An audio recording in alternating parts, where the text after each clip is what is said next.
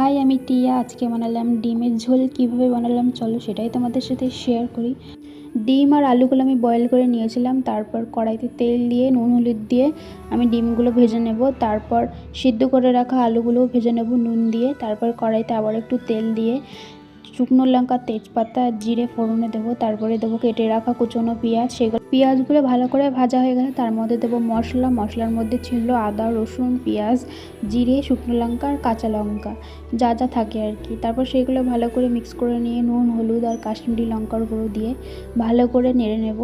যখন মশলা কষানো হয়ে যাবে, মশলা থেকে তেল ছেড়ে দেবে, তারপর দিয়ে দেবো ভেজে রাখা আলু। আলুর সাথে মশলাটা ভালো করে আমি কষে নেব যতক্ষণ না মশলাটা শুকাচ্ছে।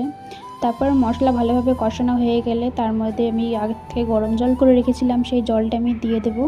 তারপর ঢেকে রেখে দেবো 15 থেকে 20 মিনিট পর ঢাকনা খুলে দেখব যে আলুটা সিদ্ধ হয়েছে কি না। আলু সিদ্ধ হয়ে যাওয়ার পর দিয়ে দেবো ভেজে রাখা ডিমগুলো। তারপর ভালোভাবে নেড়ে নেব। তারপর আবারও 5 মিনিট ঢেকে রেখে দেবো। ঢাকনা খুলে দেখবো যে ঝোলটা ফুটে উঠেছে কি না।